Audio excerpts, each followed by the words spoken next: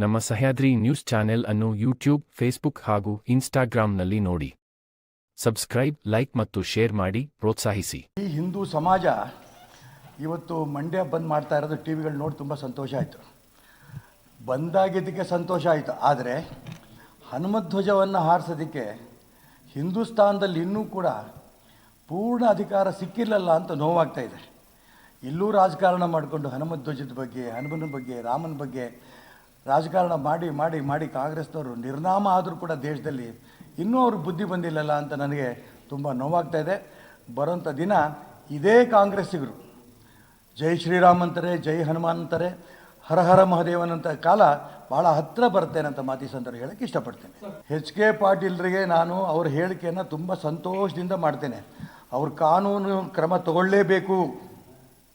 ನನ್ನ ಬಗ್ಗೆ ಕಾನೂನು ಕ್ರಮ ತಗೊಂಡ್ರೆ ಯಾರ್ಯಾರು ರಾಷ್ಟ್ರದ್ರೋಹಿಗಳು ಅಂತಿದ್ದಾರಲ್ಲ ಅವ್ರಿಗೆ ಶಿಕ್ಷೆ ಆಗತ್ತೆ, ನನಗಾಗಲ್ಲ. ನಾನು ಹೇಳಿರೋದೇನು, ಈ ದೇಶದಲ್ಲಿ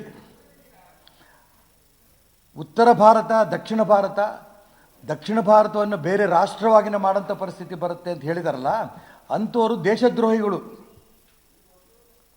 ಇದನ್ನು ಕನ್ಯಾಕುಮಾರಿಯಿಂದ ಕಾಶ್ಮೀರ ತನಕನೂ ಈ ದೇಶ ಒಂದು ಅನ್ನೋಂಥ ಎದೆ ತಟ್ಟಿ ಹೇಳಿದ್ರು ಮಲ್ಲಿಕಾರ್ಜುನ್ ಖರ್ಗೆ ಅವರು ಲೋಕಸಭೆಯಲ್ಲಿ. ಈ D.K. ಸುರೇಶ್ ಹೇಳಿದ ಮಾತನ್ನು ನಾನು ಒಪ್ಪಲ್ಲ ಅಂತ ಕರ್ನಾಟಕ ರಾಜ್ಯದ ಮುಖ್ಯಮಂತ್ರಿ ಸಿದ್ದರಾಮಯ್ಯನವರು ಕೂಡ ಹೇಳಿದರು.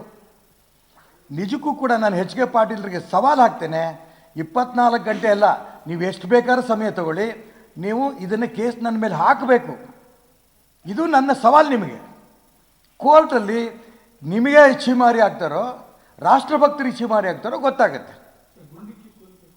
ನೋ ಎಸ್, ಗುಂಡಿಕ್ಕಿ ಕೊಲ್ಲಬೇಕು ಅನ್ನಂತ ಕಾನೂನು ತರಬೇಕು ಅಂತ ನಾನು ಹೇಳಿರೋದು. ನರೇಂದ್ರ ಮೋದಿಗೆ ಪ್ರಾರ್ಥನೆ ಮಾಡಿರೋದು, ಯಾರು ಈ ರಾಷ್ಟ್ರ ವಿಭಜನೆ ಮಾಡ್ತಾರೆ ಅಂಥವ್ರನ್ನ ವಿಭಜನೆ ಮಾಡೋಂಥ ಪ್ರಯತ್ನ ಮಾಡ್ತಾರೆ, ಅಂಥವ್ರ ಬಗ್ಗೆ ಗುಂಡಿಕ್ಕಿ ಕೊಲ್ಲಬೇಕು ಅನ್ನೋಂಥ ಕಾನೂನು ತನ್ನಿ. ಇದನ್ನು ನಾನು ನರೇಂದ್ರ ಮೋದಿಗೆ ಪ್ರಾರ್ಥನೆ ಮಾಡಿದ್ದೇನೆ. H.K. ಪಾಟೀಲ್ ಇನ್ನೊಂದು ಸರಿ ನೋಡಲಿ, ಅವರು ಟಿವಿಗಳು ನೋಡೋ ಅಭ್ಯಾಸ ಇದ್ದರೆ ಅರ್ಧಂಬರ್ಧ ಒಂದು ನಿಮಿಷ ನೋಡ್ಕೊಂಡು ಹೋದರೆ ಗೊತ್ತಿಲ್ಲ ನನಗೆ. ನೋಡಬೇಕು, ಅವ್ರು ಪೂರ್ಣ ನೋಡಬೇಕು. ಯಾಕೆಂದರೆ H.K. ಪಾಟೀಲ್ ಬಗ್ಗೆ ನನಗೆ ತುಂಬ ಗೌರವ ಇದೆ. ನಾನು ಹೇಳಬೇಕಾದ್ರೆ ಜವಾಬ್ದಾರಿ ಇಲ್ಲದೆ ಹೇಳೋದಿಲ್ಲ. ಕನ್ಯಾಕುಮಾರಿಯಿಂದ ಕಾಶ್ಮೀರ ತನಕನೂ ಈ ದೇಶ ನಂದು, ಇದಕ್ಕೆ ಕಾಂಗ್ರೆಸ್ ಹೋರಾಟ ಮಾಡಿದೆ ಅಂತ ಹೇಳಿದಂಥ ಮಲ್ಲಿಕಾರ್ಜುನ್ ಖರ್ಗೆ ಅವರು ಕೂಡ ಕಟ್ಕಡೆಗೆ ಬರಬೇಕಾಗತ್ತೆ. ಅವಾಗ ನಾನು ಅದಕ್ಕೋಸ್ಕರ ಹೇಳೋಕ್ಕೆ ಇಷ್ಟಪಡ್ತೀನಿ, ಇವತ್ತು ಈ ದೇಶದಲ್ಲಿ ಕೇವಲ ಯಾರೋ ಅಲ್ಲೊಬ್ಬರು ಇಲ್ಲೊಬ್ಬರು ಹೇಳಿಕೊಂಡು ನಾವು ನಮಗೆ ಬರಬೇಕಾದಂಥ ದುಡ್ಡು ಬಂದಿಲ್ಲ ಅದಕ್ಕೂ ಉತ್ತರ ಕೊಟ್ಟಿದ್ದಾರೆ.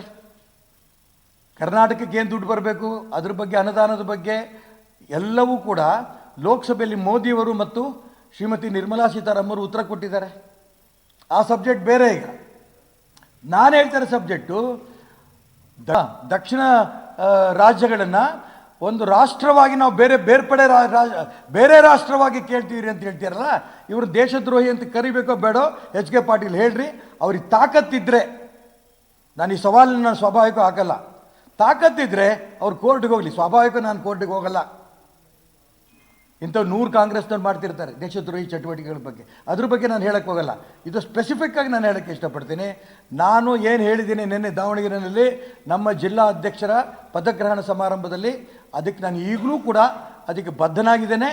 ನಾನು ಹೇಳಿರೋದು ಇಷ್ಟೇ, ಯಾರು ದೇಶವನ್ನು ಒಡೆಯುವಂಥ ಪ್ರಯತ್ನದ ಹೇಳಿಕೆ ಕೊಟ್ಟಿದ್ದಾರೆ, ದಕ್ಷಿಣ ಭಾರತವನ್ನು ಬೇರೆ ರಾಷ್ಟ್ರವಾಗಿ ಕೇಳಬೇಕಾಗತ್ತೆ ಅಂತ ಹೇಳಿದ್ದಾರೆ, ಇಂಥ ರಾಷ್ಟ್ರವನ್ನು ಒಡೆಯುವಂಥ ಪ್ರಯತ್ನ ನಡೆಸ್ತಾರೆ ಅಂತ ರಾಷ್ಟ್ರದ್ರೋಹಿಗಳ ಬಗ್ಗೆ, ಯಾಕೆಂದರೆ D.K. ಸುರೇಶ್ ಮತ್ತು ಅವರಿಗೆ ಸಪೋರ್ಟಾಗಿ ವಿನಯ್ ಕುಲಕರ್ಣಿ ಮತ್ತು ಇವರಿಗೆ ಸಪೋರ್ಟಾಗಿ D.K. ಶಿವಕುಮಾರ್ ಇವರೆಲ್ಲರೂ ಹೇಳಿರೋದ್ರಿಂದ ಇವರೆಲ್ಲರೂ ರಾಷ್ಟ್ರದ್ರೋಹಿಗಳು ಅಂತ ಮಾತನ್ನು ಪುನರುಚ್ಚಾರ ಮಾಡ್ತಾ ಇದ್ದೀನಿ.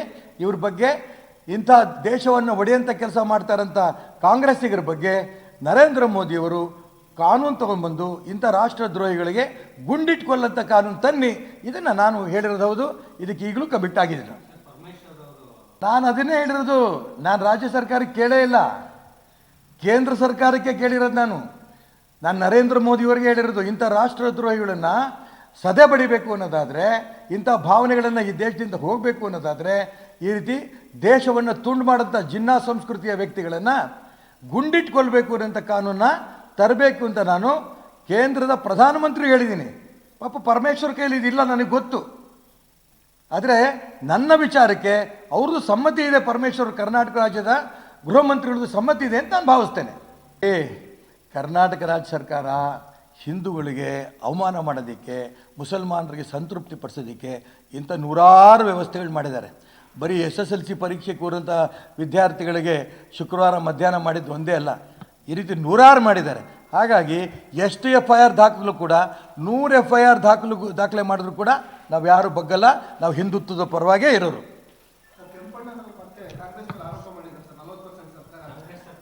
ಈಗ ಕೆಂಪಣ್ಣನವರು ಕಾಂಗ್ರೆಸ್ ಏಜೆಂಟು ಅಂತ ನಾವು ಅವತ್ತಿಂದ ಹೇಳ್ತಾ ಬಂದಿದ್ದೀವಿ, ಇವತ್ತು ಹೇಳ್ತಾ ಇದ್ದೀವಿ. ಯಾಕೆ ಅವತ್ತಿಂದ ಹೇಳ್ತಾ ಬಂದ್ವಿ ಅಂದರೆ, ಒಂದೇ ಒಂದು ದಾಖಲೆ ಕೊಡಲಿಲ್ಲ. 40% ಅಂತ ಇಡೀ ಕರ್ನಾಟಕ ರಾಜ್ಯದಲ್ಲಿ ಒಂದು ರೀತಿಯ ಅಪಮಾನ ಸರ್ಕಾರಕ್ಕೆ ಮಾಡೋಂಥ ಅಪಮಾನ ಮಾಡೋಕ್ಕೆ ಪ್ರಯತ್ನ ಮಾಡೋದ್ರಲ್ಲಿ ಒಂದಿಷ್ಟು ಯಶಸ್ವಿ ಅವರಾದರು. ಆಗಲೂ ಕೂಡ ದಾಖಲೆಗಳು ಕೊಟ್ಟಿಲ್ಲ. ಈಗ ಅವ್ರು ಹೇಳ್ತಾ ಇದ್ದಾರೆ ಮಂತ್ರಿಗಳ ಹತ್ರ ದುಡ್ಡು ಕೊಡಬೇಕು, ಅದಕ್ಕೋಸ್ಕರ ನಾವು 40% ತೊಗೋತಾ ಇದ್ದೀವಿ ಅಂತ ಅಧಿಕಾರಿಗಳು ಹೇಳ್ತಾ ಇದ್ದಾರೆ. ಮಂತ್ರಿಗಳು ಶಾಸಕರುಗಳು ಕೊಡಬೇಕು ಅಂತ ಹೇಳ್ತಾ ಇದ್ದಾರೆ. ಇವತ್ತು ಪತ್ರಿಕೆಗಳಲ್ಲಿ ಕೆಂಪಣ್ಣವ್ರ ಹೇಳಿಕೆ ಓದಿದೆ ನಾನು. ಅದಕ್ಕೋಸ್ಕರ ಕೆಂಪಣ್ಣವರೇ, ಯಾವ ಇಲಾಖೆ ಮಂತ್ರಿ ದುಡ್ಡು ಕೇಳಿದ್ದಾರೆ, ಎಷ್ಟು ಕೇಳಿದ್ದಾರೆ, ಯಾವ ಯೋಜನೆ ಕೇಳಿದ್ದಾರೆ, ಅದೇ ರೀತಿ ಯಾವ ಶಾಸಕರಿಗೆ ಇವ್ರು ದುಡ್ಡು ಕೊಡಬೇಕು ಅಂತ ಮಂತ್ರಿಗಳು ಹೇಳಿದ್ದಾರೆ, ಸ್ಪೆಸಿಫಿಕ್ಕಾಗಿ ನೀವು ದಾಖಲೆ ಕೊಡದೆ ಹೇಳಿದ್ರೇ ಆಗ ನಾಟಕ ಮಾಡಿದ್ರಿ. ಅವಾಗ ನಾವು ನಾಟಕ ಮಾಡಿದ್ದೀವಿ ಅಂತ ನಿಮ್ಮ ಮೇಲೆ ಆಪಾದನೆ ಬಂದಿದೆಯಲ್ಲ, ಇದನ್ನು ತಪ್ಪಿಸ್ಕೊಳಕ್ಕೆ ಇನ್ನೊಂದು ನಾಟಕ ಮಾಡೋ ಪ್ರಯತ್ನ ನಡೆಸಬೇಡಿ. ಇದರಲ್ಲಿ ಪತ್ರಿಕೆಗಳಲ್ಲಿ ಇಲ್ವೇನು, ಟಿ ವಿಗಳಲ್ಲೇನು ಕೊಡಿ.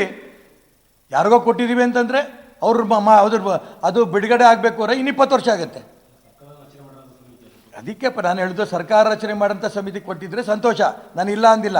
ಅವ್ರು ರಿಪೋರ್ಟ್ ತೊಗೊಂಡು ಅದು ವರದಿ ಬರೋಷ್ಟೊತ್ತಿಗೆ ಇನ್ನೂ 10 ವರ್ಷ ಆಗುತ್ತೆ. ನಾನು ಅದಕ್ಕೋಸ್ಕರ ಹೇಳ್ತೀನಿ, ಈಗ ಸ್ಪೆಸಿಫಿಕ್ ಆಗಿ ನಿಮ್ಮ ಹತ್ರ ದಾಖಲೆಗಳಿದ್ದರೆ ಟಿ ವಿಗಳ ಮುಂದೆ, ಪತ್ರಿಕೆಗಳ ಮುಂದೆ ಬಿಡುಗಡೆ ಮಾಡಿ. ಇನ್ನೊಂದು ನಾಟಕ ಮಾಡೋಕ್ಕೆ ಹೊರಡಬೇಡಿ. ಎಲ್ಲದಕ್ಕೂ ಇಂಡಿವಿಜುವಲ್ ಉತ್ತರ ಕೊಡೋಕ್ಕೆ ಬರಲ್ಲ ನನಗೆ. ನಾನು ಇಷ್ಟೇ ಹೇಳ್ತಾ ಇದ್ದೀನಿ. ಮಾನ್ಯ HK ಪಾಟೀಲ್ ಅಂತವ್ರ ಬಾಯಲ್ಲಿ ಈ ಮಾತು ಬಂದಿದ್ದು ಕೇಳಿ ನಂಗೆ ಆಶ್ಚರ್ಯ ಆಗಿದೆ.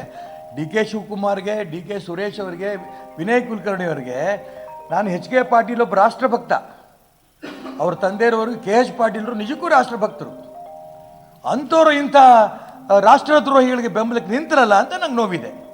ಆದರೆ ಮಲ್ಲಿಕಾರ್ಜುನ್ ಖರ್ಗೆ ಅವರು, ಸಿದ್ದರಾಮಯ್ಯನವರು ಅದನ್ನು ಖಂಡನೆ ಮಾಡಿದ್ರಲ್ಲ, ನಾನು ಅದಕ್ಕೆ ಸ್ವಾಗತ ಮಾಡ್ತೇನೆ.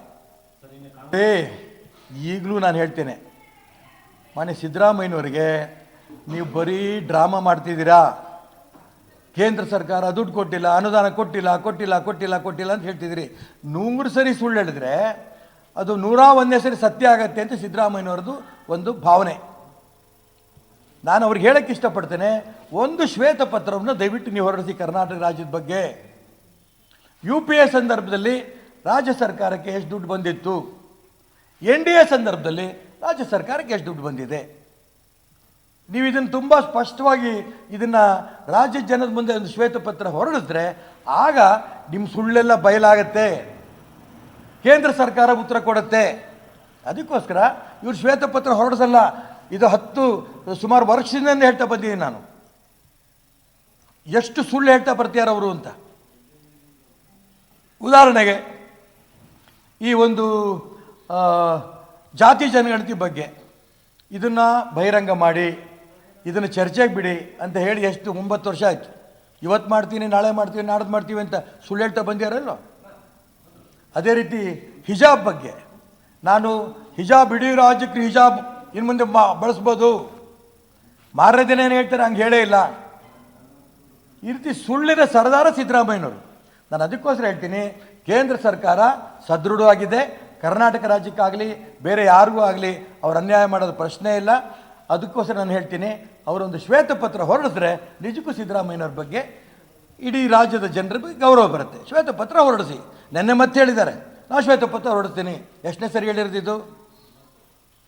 ನೀವು ಶ್ವೇತಪತ್ರ ಹೊರಡಿಸಲ್ಲ, ನಾನು ಮತ್ತೆ ಬರೆದಿಟ್ಕೊಳ್ಳಿ. ಬರೀ ಸುಳ್ಳಿನ ಸರ್ದಾರ, ಆಯಿತಾ?